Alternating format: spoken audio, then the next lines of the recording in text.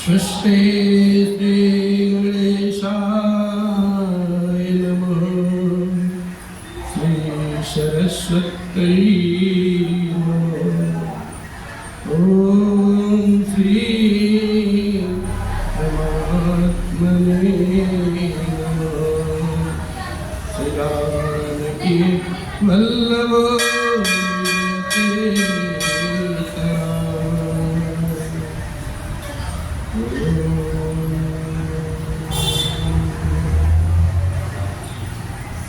सुफल मनोरथ हो तुम्हारे, राम लखन सुनि भय सुखारे।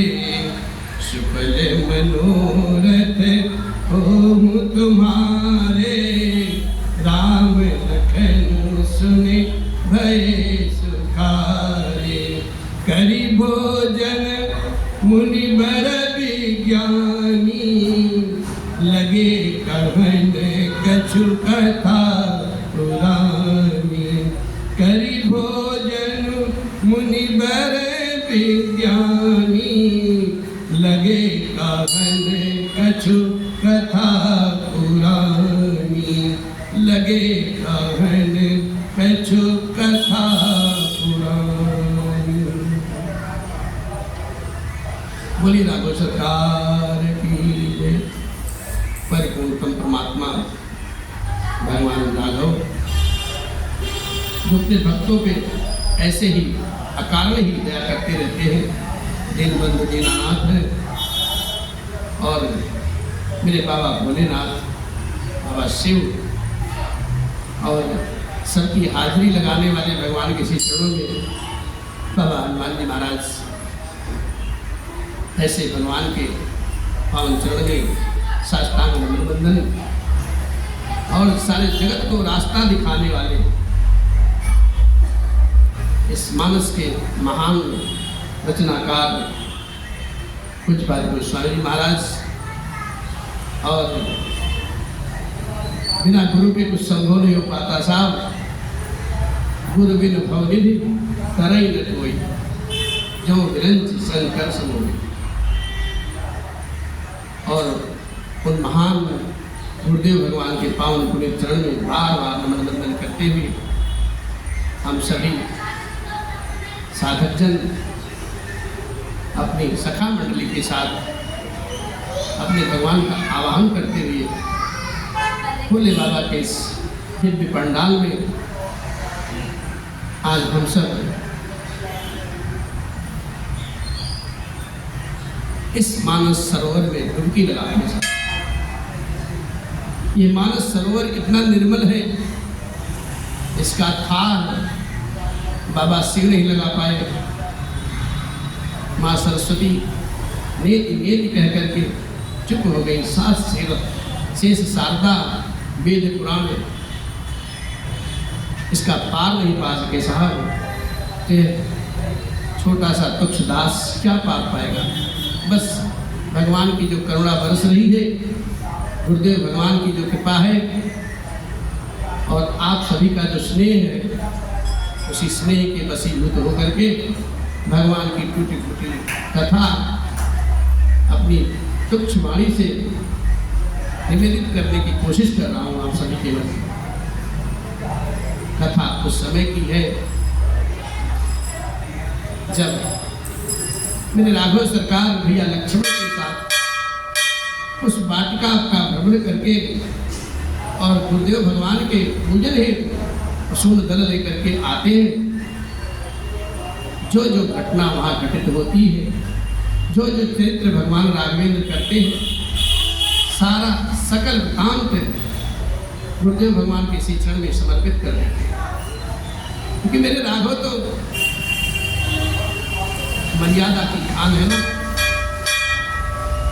उनको दुच्छल कभी स्पर्श कर ही नहीं सकता। और जो दोष को देखने वाले का मन होता है, वो मन भगवान के पास तो है ही नहीं। और जिस नेत्रों से दोष को भगवान देखते हैं, वो चश्मा ही टूट गया साहब। भगवान सारी कथा गुरुदेव भगवान के समक्ष सुनाते हैं और प्रसून दल पाकर के गुरुदेव महाराज पूजन करते हैं और तब दोनों भाइयों को आशीर्वाद देते हैं। सुफल मनोरथ हो तुम्हारे, राम लखन सुनि भये सुखारे। गुरुदेव भगवान ने सफल मनोरथ का आशीर्वाद क्यों दिया? क्योंकि मेरी राघवेंद्र सरकार जो जो घटना घटित हुई थी, जो जो उनके मन में जैसा जैसा विचार आ रहा था, सभी बात भगवान को, अपने गुरुदेव भगवान को उन्होंने निवेदित किया है और गुरुदेव भगवान उनके भाव को समझ गए कि इनका मनोरथ क्या है। और जब पूजा किया है, आपने अपनी सिद्धियों को उन्होंने एकाग्र किया है और भगवान को, राघवेंद्र सरकार को उन्होंने आशीर्वाद दिया है। सफल मनोरथ हो तुम्हारे, राम लखन सुनि। अब राघवेंद्र सरकार के जो मन में इच्छा थी, जिज्ञासा थी, उसी के अनुरूप भगवान, गुरुदेव भगवान ने आशीर्वाद दिया। दोनों भैया गदगद हो गए, साहब हो गए। क्या बात है? गुरुदेव जी के श्री मुख से वो आशीर्वाद जब सुना है, प्रभु प्रसन्न हो जाते हैं। तत्पश्चात भोजन विश्राम होता है। शाम का ही समय था। पूज्य पाद विश्वामित्र महाराज कथा सुनाने लगते हैं और प्रभु ने सुना है आदर पूर्वक। संध्या बेला आ गई।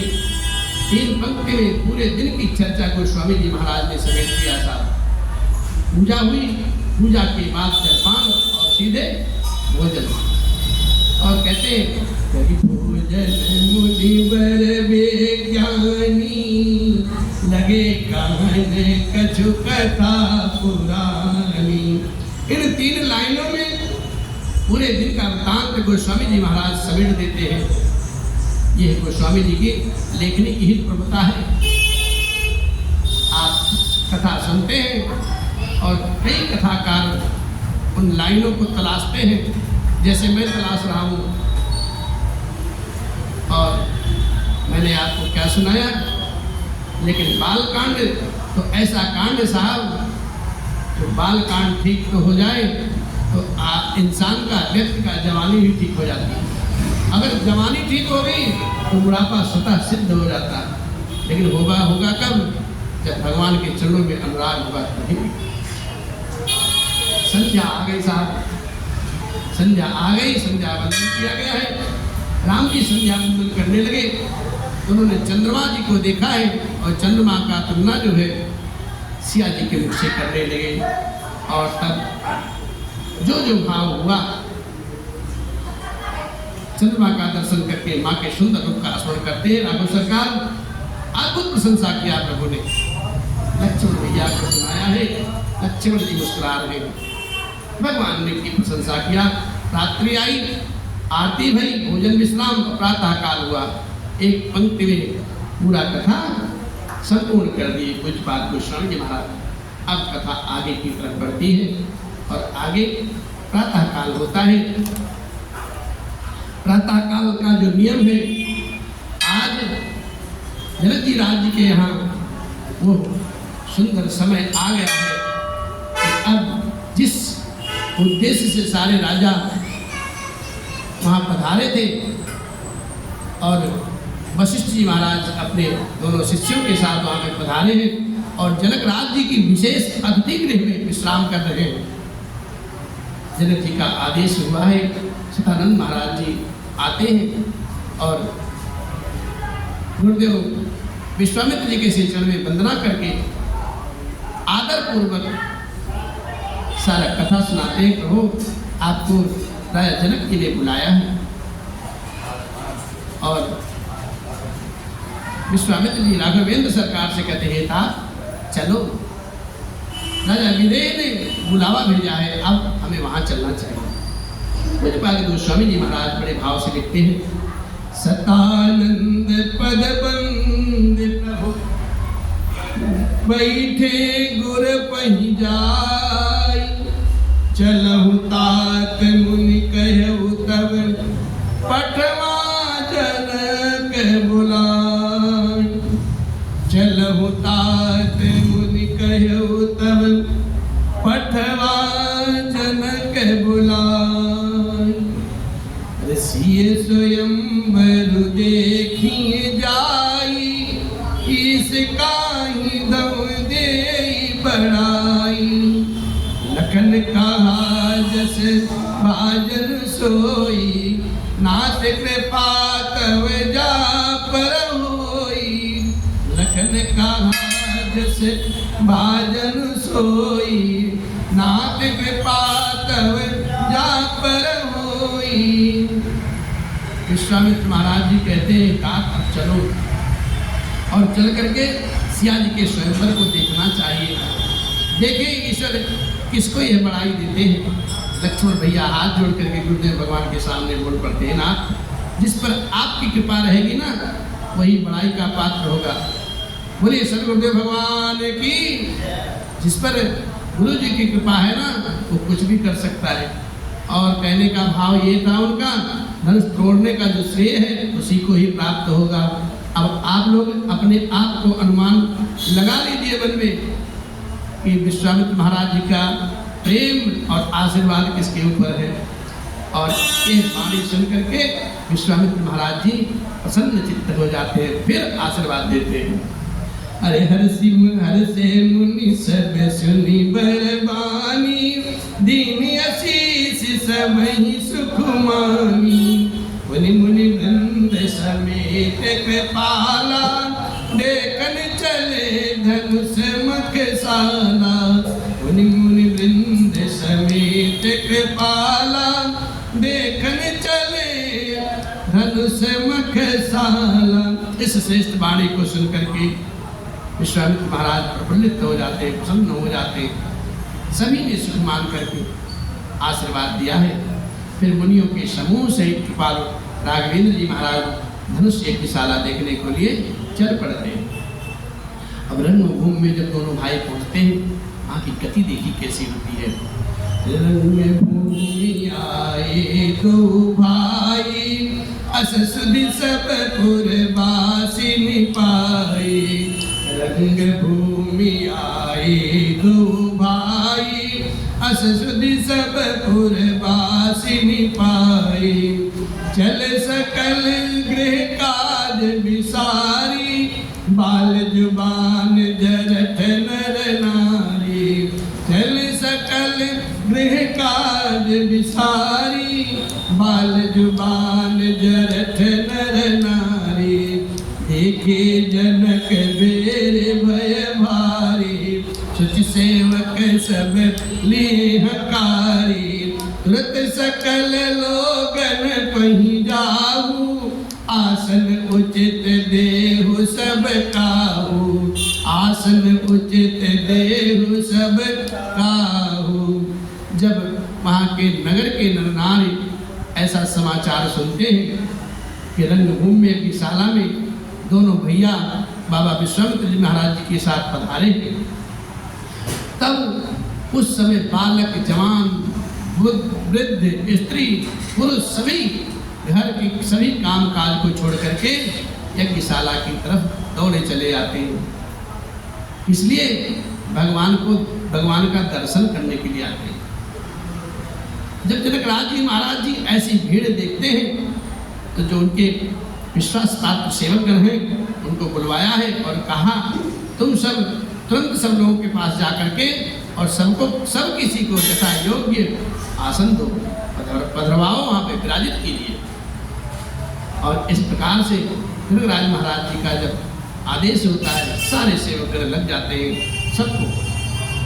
बाबा उसी भाव में लिखते हैं, मृदु बचन विनीत दिन बैठारे नर नारी।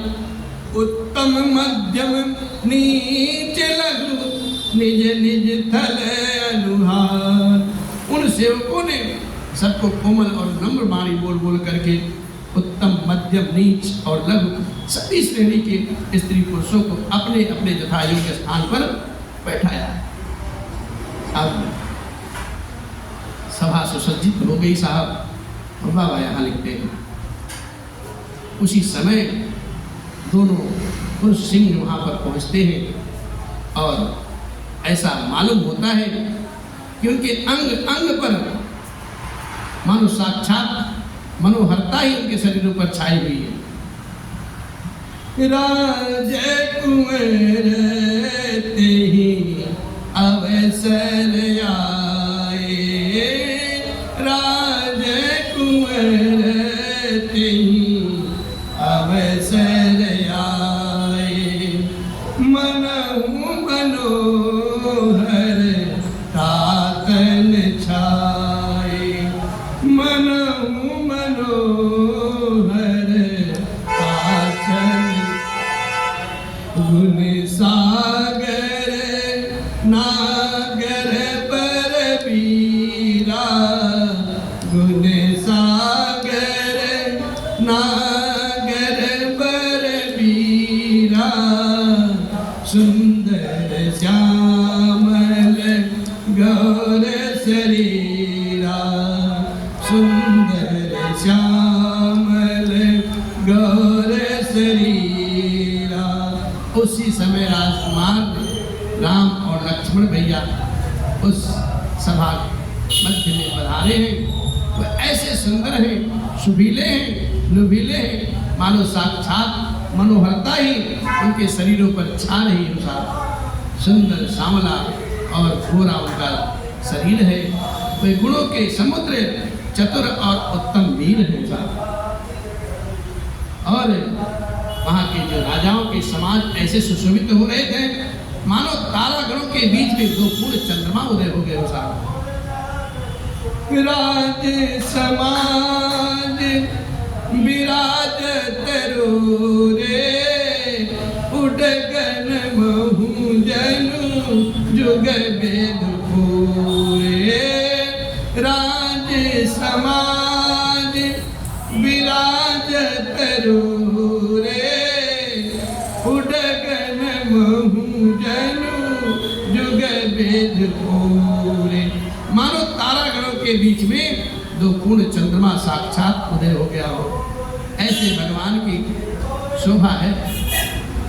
अब वहाँ पे जितने नर नारी वृद्ध बालक जैसे हैं, सभी ने अपने अपने भाव से भगवान का दर्शन करते हैं। बाबा उसी भाव में लिखते हैं, जिनके रही भावना जैसी, प्रभु रहते तिन देखी तैसी, जिनके रही भावना जैसी, प्रभु रहते तिन देखी तैसी।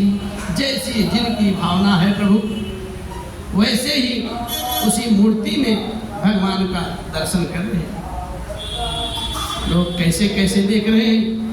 दिख ही रूप महारन धीरा, मनहु वीर रस धरे शरीरा, डरे कुटिल नृप प्रभु ही निहारी, मनहु भयानक मूर्ति भारी, रहे असुर चल चोनिप बेसा, तिन प्रभु प्रकट काल सम देखा, पुरबासिन देखे तो भाई, नरभूषण लोचन सुखदाई, नरभूषण लोचन सुखदाई।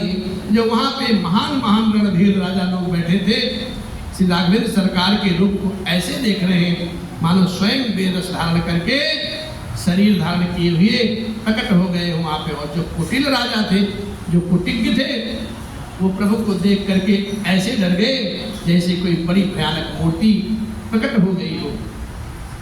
और छल से जो राक्षस लोग वहाँ पे राजाओं के बेश में बैठे थे, उनको तो प्रभु प्रत्यक्ष रूप से काल दिखाई देने लगे।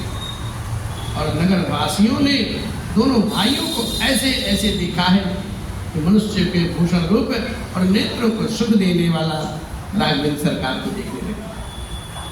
और भी लोग बैठे वहाँ पे, सब अपने अपने भाव से देखते हैं। और पूज्यपाद गोस्वामी जी महाराज सार तत्व को लिखा है, जिनके रही भावना जैसी, प्रभु मूरत तिन्हि देखी तैसी। जैसा जिनका भाव है ऐसे भगवान का सब दर्शन कर रहे हैं। नारी बिलो कहीं हरसी निज निज रुचि अनुरूप, जन सोहत सिंगार धरी मूर्ति परम अनूप। जन सोहत सिंगार धरी मूर्ति परम अनूप। वहाँ की जितनी स्त्रियां हैं सब प्रसन्न चित्त होकर के अपनी अपनी रुचि के अनुसार साहब भगवान का दर्शन कर रही हैं और मानो श्रृंगार रस ही परम अनुपम मूर्ति धारण किए हुए वहां से शोभित हो रहा हो। और अभी कोई स्वामी जी महाराज जी की लेखनी यहाँ रुकती नहीं है और लिखते क्या, अरे बिरसन प्रभु विराट मय दीसा, बहुमुख कर पगलो चल सीसा। जनक जाति अवलो कहीं कैसे, सजन सगे प्रिय लागहि जैसे। सजन सगे न प्रिय लागहि जैसे, सजन सगे प्रिय लागहि जैसे। विद्वानों ने प्रभु को विराट रूप में दिखाई देने लगे साहब, और जिसके मुंह से हाथ, मुंह, पैर, नेत्र और सिर है। जनक जी के सजातीय जो कुटुंबी लोग हैं प्रभु को किस तरह कैसे प्रिय रूप में देख रहे हैं, जैसे सगे सजन संबंधी प्रिय लगते हैं, उसी भाव से सारे कुटुंबी भगवान का दर्शन करते हैं। और अब सहित स्नेह बिलो कहीं रानी, शिशु सम प्रीति न जाति बकानी। सहित विदेह बिलो कहीं रानी, शिशु सम प्रीति न जाति। जोगिनी परम तत्वमय भाषा, शांत शुद्ध सम सहज प्रकाशा। शांत शुद्ध सम सहज प्रकाश। जनक समेत जो रानियां हैं ना, भगवान को वो अपने बच्चे के समान देख रही हैं। उनकी प्रीति का तो साहब वर्णन ही नहीं किया जा सकता। योगियों को वो शांत शुद्ध सम और स्वतः प्रकाश बिंदु परम तत्व के रूप में दिखाई देते हैं साहब। और जितने भी हरिभगत हैं भगवान के स्नेही हैं, उन दोनों भाइयों को सब सुखों को देने वाले इष्ट देव के समान देखा है सब। हरिभगतन देखे दो भ्राता, इष्ट देव वे सब सुख दाता। राम ही चितम भाय जहि सिया, सो स्नेह सुख नहीं कतनिया। राम ही चितम भाय जहि सिया, सो स्नेह सुख नहीं कथनिया। और अनुभवती न कही सको, कवन प्रकार कहे कवि सो। कवन प्रकार कहे कवि सो। हरिभक्तों ने उन दोनों भाइयों को सब सुख देने वाले अपने इष्ट देव के समान देखा है। और सीता जी इस भाव से भगवान राघवेंद्र को देख रही हैं, वह स्नेह और सुख कहने में तो नहीं आता साहब। उस स्नेह और सुख का वह हृदय से अनुभव कर रही है, पर वह भी उसे कह नहीं सकती। फिर कोई कवि क्या किस प्रकार से उपमा दे सकता है। यही विधि रहा जाहि बस भाऊ, यही तस देखे कौशल राऊ। यही विधि रहा जाहि जस भाऊ, यही तस देखे कौशल राऊ। इस प्रकार से जिसका जिस प्रकार से भाव जैसा था, उसने उसी रूप में कौशलाधीश श्री राघवेंद्र जी को वैसा ही देखा है। राज समाज मोह कौशल राज किशोर, सुंदर श्यामल गौर तन विश्व विलोचन चोर। सुंदर सांवले लुभीले गोरे शरीर वाले तथा विश्व भर के नेत्रों को चुराने वाले कौशलाधीश दशरथ जी के जो कुमार हैं इस राज समाज में इस प्रकार से सुशोभित हो रहे हैं जैसे हरि सहज मनोहर मूर्ति दो कोटि काम उपमाल घुसो शरद चंद निंदक मुखनी के नीरज नयन भावते जी के नीरज नयन भावते जी के। दोनों मूर्तियां स्वभाव से ही बिना कोई श्रृंगार बनावट के मन को हरने वाली है साहब। करोड़ों करोड़ों की कामदेवों की उपमा भी उनके लिए तुच्छ प्रतीत होती है। उनके सुंदर मुख जो है शरद पूर्णिमा के चंद्रमा के भांति निंदा करने वाले, शरद पूर्णिमा की जो चंद्रमा है उस चंद्रमा की कांति भी निंदा करने वाले हैं, उसे नीचा दिखाने वाले हैं। और कमल के समान नेत्र मन को बहुत भाते हैं। ऐसी छवि है, ऐसी मनोहारी छवि है मेरे राघव सरकार की। और उनकी चित्रण कैसे है? चितवन चारु मार मनुहरनी भावती हृदय जाति नहीं बरनी कले कपोले सते कुंडल लोला चिबुक अधर सुंदर मृदु बोला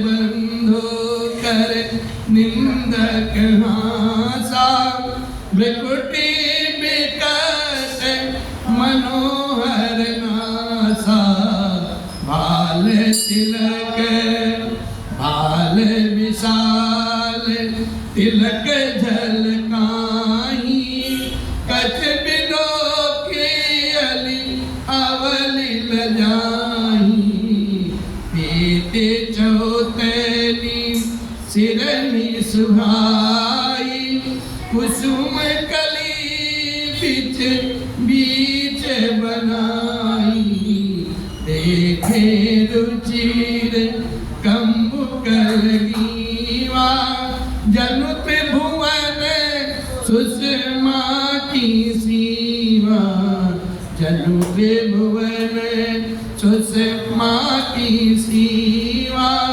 जनुत भुवन सुषमा की सीवा। राघव सरकार जो है उनकी सुंदर चितवन जो है सारे संसार के मन को हरने वाली है। कामदेव के भी मन को हर लेती है साहब। वह हृदय को बहुत ही प्यारी लगती है, मनोहारी लगती है और उसका वर्णन किया नहीं जा सकता। सुंदर सुंदर गान है भगवान के, कानों में चंचल झूमते हुए कपड़ा कुंडल, थोड़ी और अधर दोनों सुंदर हैं। और भगवान जब बोलते हैं तो जैसे लगता है फूल की वर्षा हो रही है।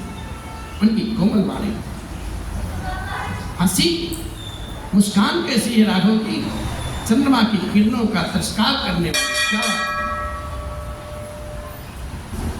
भौहें टेढ़ी हैं और नासिका बड़ी मनोहारी। भगवान के चौड़े ललाट पर सुंदर तिलक झलक रहे, काले काले मुराले बालों से सुशोभित है मेरे राघव सरकार। और उन बालों को देख करके भौरों की जो पंक्तियां भी हैं वो भी लजा जाती हैं। पीली चौकनी टोपियां सिर पर सुशोभित है राघवेंद्र के, जिनके बीच बीच में फूलों की कलियां बनाई गई हैं। संग के सुंदर समान ढोल, गले में मनोहर 3 रेखाएं हैं जो मानो तीनों लोकों की सुंदरता की सीमा की बात बता रही है। कुंजर मणिकंठा कलित पूर्ण तुलसी का माल, वृषभ कंध के हरि ठमनी बल निधि बाहु विशाल। पूज्यपाद गोस्वामी जी महाराज की एक विशेषता है, भगवान का सौंदर्यकरण कई बार भली भांत करते हैं, अपनी विद्युता को पूरी लगा देते हैं। इससे ये पता चलता है कि भगवान के चरणों में उनका कितना अनुराग रहा होगा, जो हम सबको ऐसी नैया पर बिठा दिए हैं कि झूलते रहो, आनंद विहार करते रहो और भगवान के चैत्र का गान करते रहो, रस पीते रहो। रस कुंजर मणिकंठा कलते और इन तुलसी का मान, वृषभ कंध के हरि थमन, बल निधि बाहु विशाल। हृदय पर भगवान के गज मुक्ताओं के सुंदर कंठे और तुलसी की मालाएं सुशोभित हैं। उनके कंधे बैलों के कंधे की तरह ऊंचे और पुष्ट हैं साहब।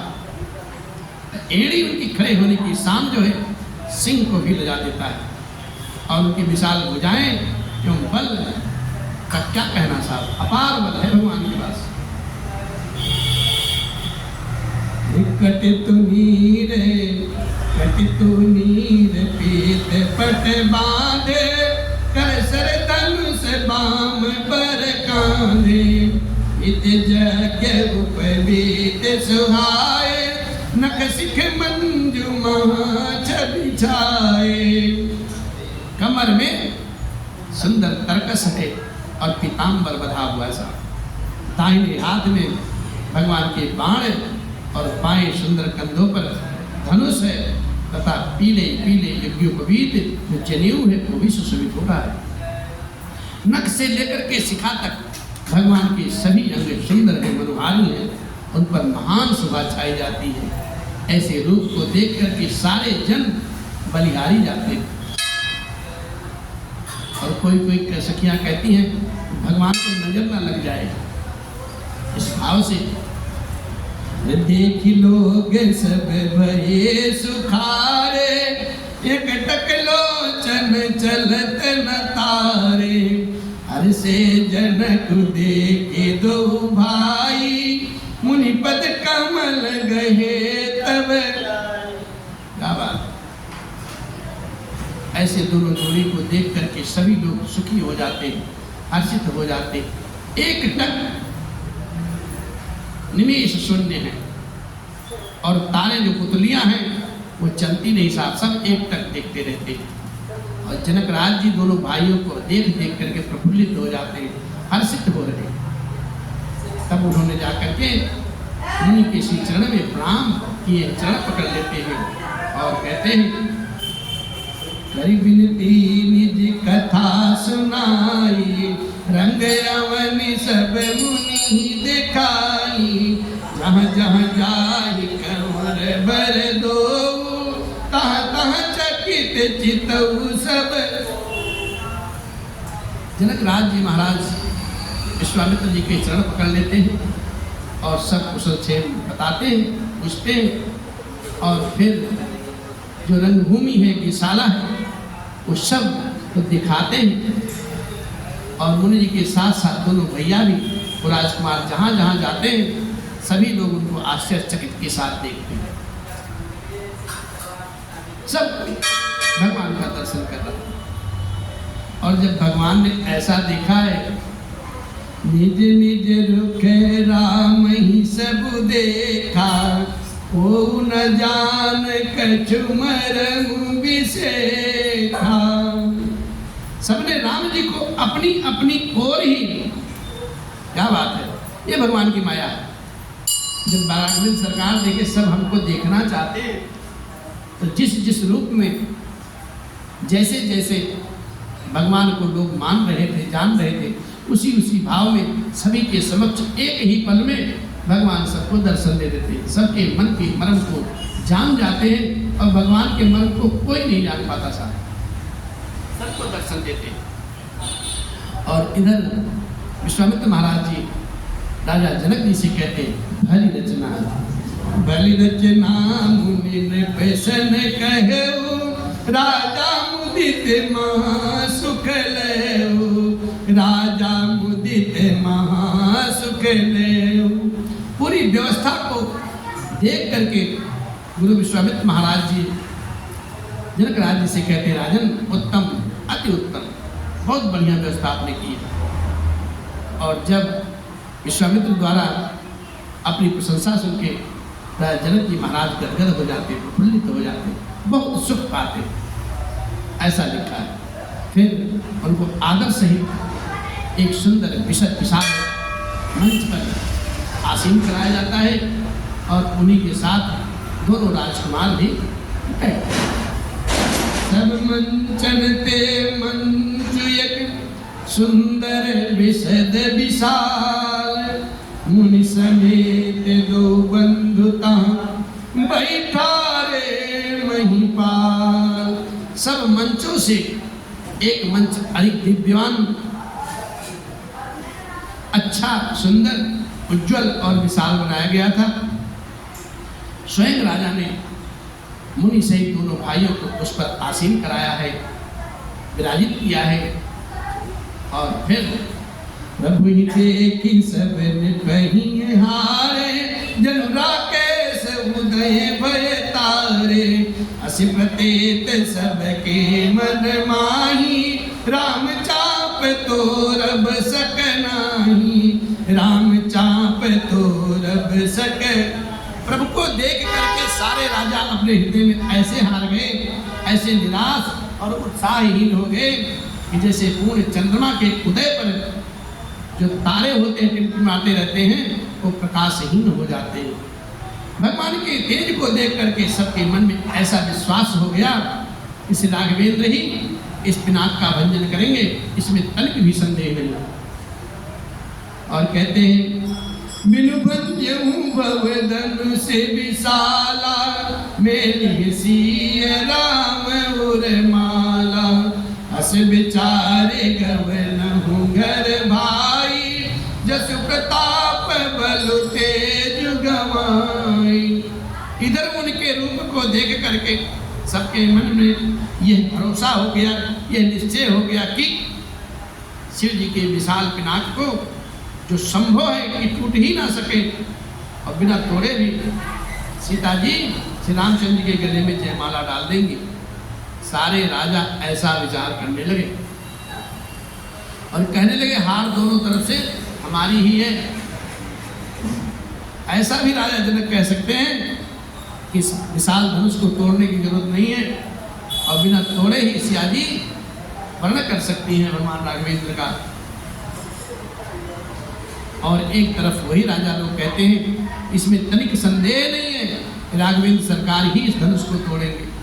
और विचार करने लगे कि दोनों तरफ से हमारी ही हानि है, हमारी ही हार होगी, और विजय राघवेंद्र सरकार के ही हाथ में जाएगी।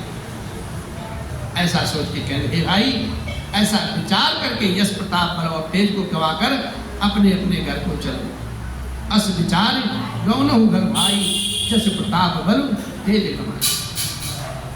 कुछ राजा तो ऐसे बात कर रहे हैं, और कुछ राजा भाई अलग अलग मत के लोग आए हैं, और कुछ राजा बेहस जो देख के अंधे हो रहे थे, अभिमानी थे, इस बात को सुन करके बहुत हंसने लगे।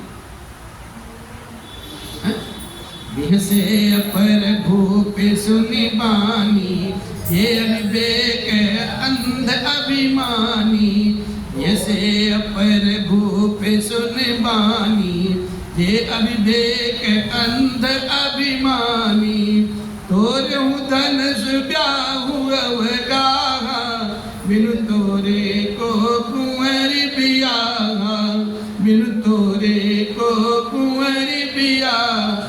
दूसरे राजा ने कहा, जो अविवेक से अंधे हो रहे थे, अभिमानी थे, इस बात को सुन करके बहुत हंसने लगे। उन्होंने कहा, है भाई धनुष तोड़ने पर विवाह होना कठिन है, क्यों? अर्थात सहज में ही हम जानकी जी को हाथ से जाने नहीं देंगे, फिर बिना तोड़े तो राजकुमार को ब्याह ही कौन सकता है। जो अपने अभिमानी थे, जो अपने बल पर अभिमान करते थे, वो लोग ऐसी बात बोलने लगे। समाज में इंसान नाना प्रकार के जीव होते हैं, और सब अपनी अपनी मति के अनुसार कर्म किया करते हैं। और कहने लगे, एक बार कालहु किन हो, सिहित समर जितब हम सोऊ। एक बार अगर काल ही क्यों ना खड़ा हो जाए, तो सीता जी के लिए हम उनसे भी युद्ध जीत लेंगे। एक घमंड की बात सुन करके दूसरे राजा जो धर्मात्मा थे, जो हरिभक्त थे, सुजान थे, वो मुस्कुराने लगे। ये सुनी और महिप मुस्काने, धर्मशील हरि भगत सयाने, धर्मशील हरि भगत सयान। सोचने लगे ये कैसी मिथ्या बात कर रहे हैं? और फिर कहते सीय बियाह विराम, गर्भ दूर करिन पन के, जीत को सक संग्राम, दशरथ के रनबाकुरे। और जो हरिभक्त राजा थे, सुजान थे, धर्मात्मा थे, वो राजा कहने लगे राजाओं के गर्भ दूर करने के लिए जो धनुष किसी से नहीं टूट सकेगा उसे तोड़ करके श्री रामचंद्र जी ही सीता जी से ब्याह रचावेंगे। इसमें तनिक भी और ऐसी बात नहीं है, मिथ्या नहीं है। रही युद्ध की बात, महाराज दशरथ के जो रणबांकुरे हैं, उनके पुत्रों की युद्ध में तो जीत ही नहीं सकता कोई, ऐसे रणबांकुरे हैं। तो कहते हैं भैया बेकार की बातें मत करो, मन के लड्डुओं से कभी भूख बुझती है क्या? मेहनत करना पड़ता है, बनाना पड़ता है, तब भूख जाएगी। बात का बतासा बनाने से काम नहीं चलेगा। अरे तेरे तमन हूँ जनी गाल बजाए, मन मोदक की भूख बुताई, सीखे हमारी सुनी परम पुनीता, जगदम्बा जानहु जिय सीता, जगदम्बा जानहु जिय सीता। हे भैया ये हमारी सीख मान लो, जो परम पवित्र है, निष्कपट है। सीता जी को अपने जी में साक्षात जगत जननी समझो, उन्हें साधारण स्त्री मत समझना, साधारण कन्या मत समझना, और उन्हें पत्नी रूप में पाने की आशा और लालसा को छोड़ दो, क्योंकि वो जगत जननी अम्बा हैं। और जगत पिता रघुपति ही बिचारी, भरी लोचन छवि लेहु निहारी। क्या बात है। और रघुनाथ जी जो हैं जगत का पालन करने वाले जगत पिता परमेश्वर हैं। ऐसा विचार करके अपने नेत्रों को सुख दे लो, नेत्रों का लाभ ले लो, ऐसी छवि अपने हृदय में निहार लो, विचार लो, बिठा लो।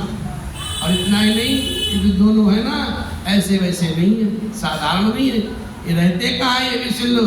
सुंदर सुखद सकल गुण राशि, ये दो बंधु शंभुर बासी, ये दो बंधु शंभुर। और ये सुंदर है, सुखद है, सकल गुणों की राशि है, खजाना है। और इन्हें ऐसे साधारण मत लो। ये रहते कहाँ हैं, ये विचरते कहाँ हैं, ये दो बंधु शंभु उर्वास। दोनों भैया स्वयं बाबा शिव जी इस हृदय में छिपे रहते हैं, वहीं बैठे रहते हैं। और अपनी खैर मनाओ। आप लोगों का पूर्ण उदय हो गया है, जो तुम्हारे सामने आकर के साक्षात प्रकट हो गए। रहते कहाँ हैं? सुधा समुद्र समीप बिहाई, मृग जल निरखी मरहु कत धाई, करहु जाई जा कहूँ जोई भावा, हम तो आज जन्म फल पावा, हम तो आज जन्म फल पावा। अरे भैया, भगवान तुम्हारे सामने खड़े हैं साक्षात, भगवत दर्शन कर लो। अमृत को छोड़ करके, अमृत के समुद्र को छोड़ करके तुम जगत जननी जानकी जी को पत्नी रूप में पाने की जो दुराशा रूप मिथ्या है, नदी जल को देख करके दौड़ दौड़ के क्यों मरते हो साहब? अरे भाई, जिसको जो अच्छा लगे वही जाकर के करो। हमारा तो जीवन धन्य हो गया, आज मेरा जन्म लेने का फल मुझे मिल गया। जो ऐसे भगवान के राघवेंद्र सरकार के दर्शन हो रहे हैं। कथा कहने में जब इतना लाभ है, कथा सुनने में इतना अच्छा लगता है, उस समय की गति देखिए, उस समय कैसा लग रहा हो। जिसके सामने जगत नारायण साक्षात खड़े हैं, पुस्तक बैठे हैं और सब लोग देख रहे हैं, उनके नेत्र निहाल हो रहे हैं। ऐसा कह करके अच्छे राजा प्रेम मग्न होकर के श्री राम जी के अनुपम छवि को देखने लगे। साहब हस कहीं भले भूप अनुरागे, रूप अलोप बिलोकन लागे। और इतना ही नहीं, देखई सुर नभ चढ़े विमाना, बरसहि सुमन करहि कल गाना, बरसहि सुमन करहि कल गाना। जो अच्छे राजा थे, भगवान के रसिक थे, वो तो आनंद ले रहे हैं, महतानंद की प्राप्ति कर रहे हैं। और आकाश मार्ग में जो देवगण वहाँ पे हैं, वो उनकी आरती कर रहे हैं, पुष्प वर्षा कर रहे हैं, सुंदर सुंदर भगवान की गान गा रहे हैं। और कहते हैं उसी समय की बात, इस समय की बात, उसी समय की बात है। उस महामंडप में जान सुअवसर सिय तब, पठई जनक बुलाए, चतुर सखी सुंदर सकल, सादर चली लवाए, सादर चली लवाए। तब सुंदर अवसर जान करके राजा जनक जी महाराज सीता जी को बुलवा भेजा है। सब चतुर और सुंदर सखियां आदर पूर्वक उन्हें ले आकर के चली आई है। और ये शोभा नहीं जाई बखानी, जगदम्बिका रूप गुण खानी, उपमा सकल मोहि लघु लागी, प्राकृत नारी अंग अनुरागी, सिय बर नहीं तेई उपमा देई, कभी कहाई अजस क्यों लेई, जो पट तरई, जो पट तरई की समसिया, जगह से जुबती कहाँ कमनिया, जगह से जुबती कहाँ कमनिया। सारी सखियां सिया जी को लेकर के चलती है और सिया जी के जब पहुंचती है उस सभा में, सिया जी के हाथ में वही सुंदर जयमाल सुशोभित होता है। और सारी सखी जो है मधुर गीत गाती है, मंगल गीत गाती है। और क्या गाती है? सिया जी के हाथ जयमाल, मंगल गीत गावे प्यारी सखियां, सिया जी के हाथ जयमाल, अरे मंगल गीत गावे प्यारी सखियां, प्या गावे प्यारी सखियां हो, गावे प्यारी सखियां, गावे प्यारी सखियां हो, गावे प्यारी सखियां, सिया जी के हाथ जयमाल, मंगल गीत गावे प्यारी सखियां, सिया जी के हाथ जयमाल, मंगल गीत गावे प्यारी सखियां। सिया जी की जो शोभा है, उस शोभा को बखान नहीं किया जा सकता, वर्णन नहीं हो सकता। उनके लिए दिव्य काव्य की सब उपमाएं तुच्छ लगती है साहब। एक वे लौकिक स्त्रियों के अंगों से अनुराग रखने वाली, अर्थात वे जगत की स्त्रियों के अंगों को दी जाती है। काव्य की उपमाएं तो सब त्रिपुरात्मक मायिक जगत से दी गई है। और भगवान की स्वरूपा शक्ति श्री जानकी जी के आप्रकृतिक चिन्ह में अंगों के लिए प्रयुक्त करना, उनका अपमान करना है साहब। और अपने को उपहास का पात्र नहीं बनना।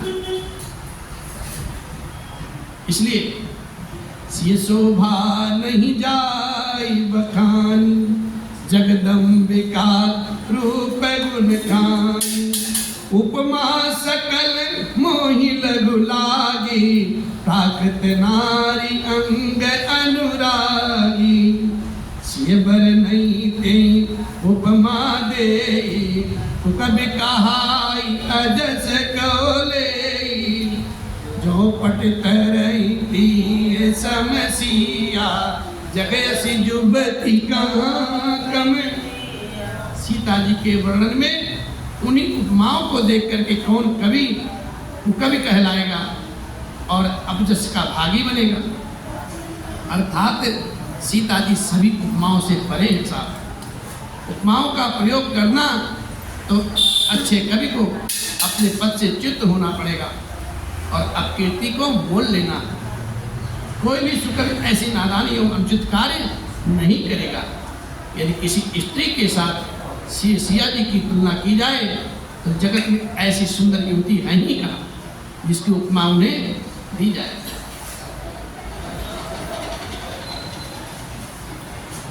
वाणी कह नहीं सकती है। गिरा मुखर तन अर्ध भवानी, रति अति दुखित अतुन पति जानी। और इतना ही नहीं, पृथ्वी की जो स्त्रियों की बात तो कही क्या है, देवताओं की स्त्रियों को भी यदि देखा जाए तो हमारी अपेक्षा कहीं अधिक दिव्य और सुंदर है साहब। उनमें सरस्वती तो बहुत बोलने वाली है। कुछ बात गोस्वामी जी महाराज बड़ी अच्छी तुलना करते हैं। कहते हैं सिया जी की अगर तुलना सरस्वती जी से की जाए तो सरस्वती जी महारानी जो है बहुत बोलती हैं, और पार्वती जी से अगर की जाए तो अर्धांगिनी है, मतलब आधा है, अर्धनारी नटेश्वर के रूप में, आधा नारी है आधा नर है, इसलिए उनसे भी उनकी उपमा नहीं की जा सकती। और शेष अगर कामदेव की स्त्री रति की तुलना की जाए तो भी बिना शरीर के हैं। और इतना जान करके बहुत दुखी रहती हैं, और जिससे जिनके विष और मध्य जैसे समुद्र से उत्पन्न होने के नाते उनके भाई हैं, उन्हें लक्ष्मी के समान जो जानकी जी को कहा जाए तो कैसे कहा जाए भाई, क्योंकि वो विष से उत्पन्न हुई। और फिर बाबा एक दूसरी रचना तैयार करते हैं अपने हाथ से।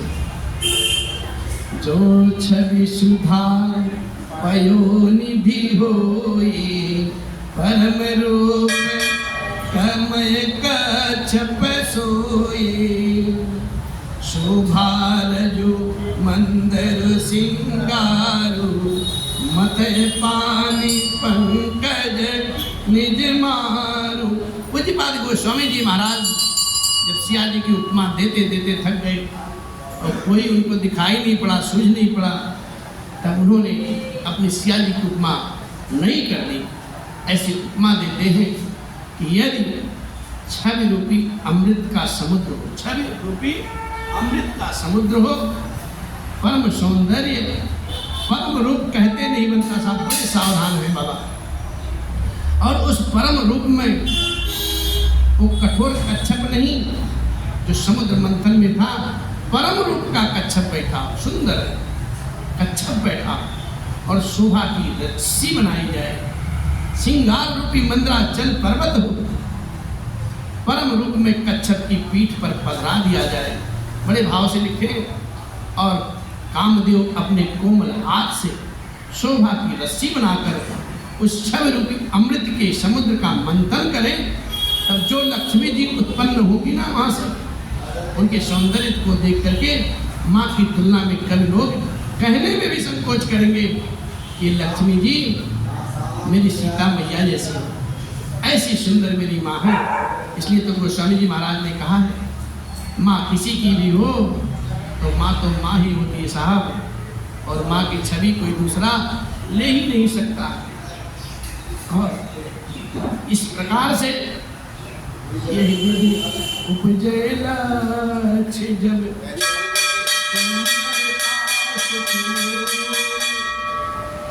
तदपि सकोच समेत कही।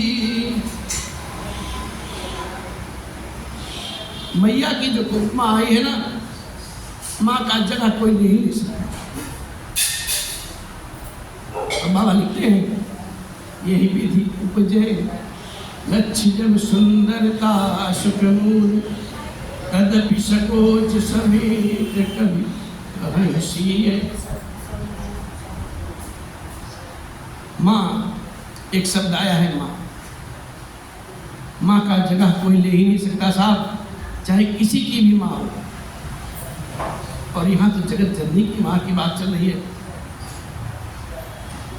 मेरे गुरुदेव भगवान एक भजन गाते हैं और कहते हैं, अगर माँ ने ममता लुटाई न होती, अगर माँ ने ममता लुटाई न होती, तो ममतामयी माँ कहाई न होती, तो ममतामयी माँ।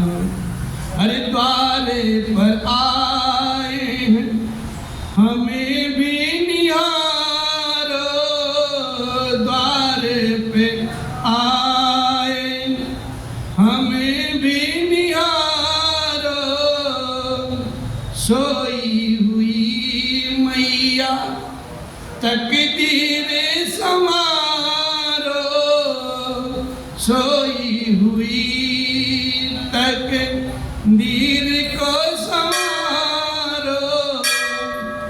अगर माँ की ज्योति, अगर माँ की ज्योति जगाई न होती, तो ममतामयी माँ कहाई न होती।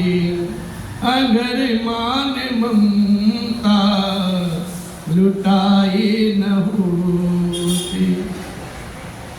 बालक कहता है अपनी माँ से, मैया अरे हमें क्या पड़ी है कि हम तुम्हें मनाए, हमें क्या पड़ी है कि हम तुम्हें मनाए, हमारा तो हक है।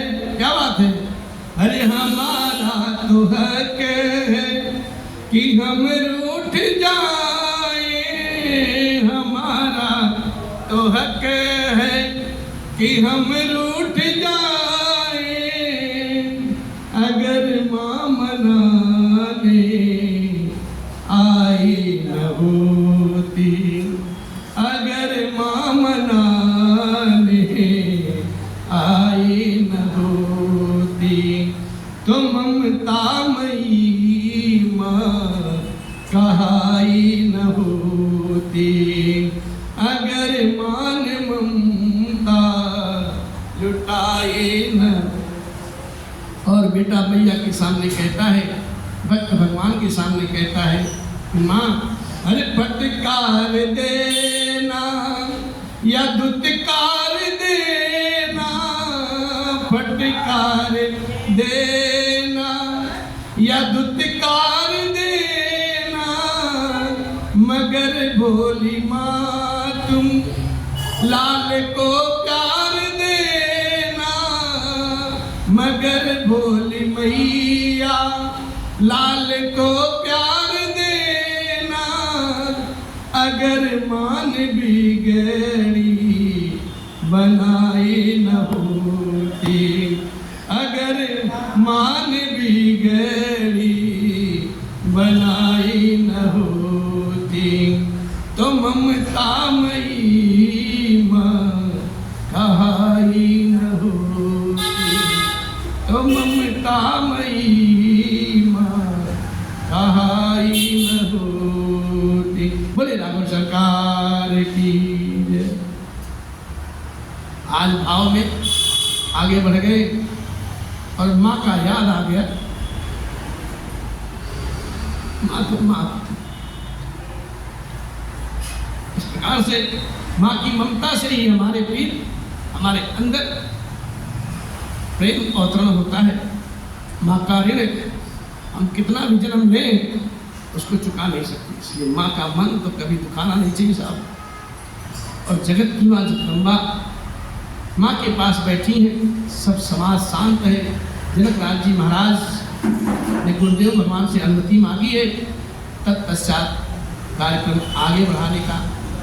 और आज की सभा, आज का जो मानस पीयूष हम लोग गा रहे हैं, मानस रस पी रहे हैं, अब विश्राम की बेला आती है और कल कथा कहेंगे राघवेंद्र की इच्छा हुई तो। और मैया के इस सुंदर स्वरूप दिव्य को देख करके, ध्यान करके अपने हृदय में विराजिए, पधराइए और फिर आगे कल की कथा कहेंगे। मेरे अलबेले राम तेरे चरणों का मैं हूँ गुलाम, ओ मेरे अलबेले राम तेरे चरणों का मैं हूँ गुलाम, ओ मेरे अलबेले राम, मेरे अलबेले राम, मेरे अलबेले राम, मेरे अलबेले राम, मेरे अलबेले राम तेरे चरणों का मैं हूँ गुलाम, ओ मेरे अलबेले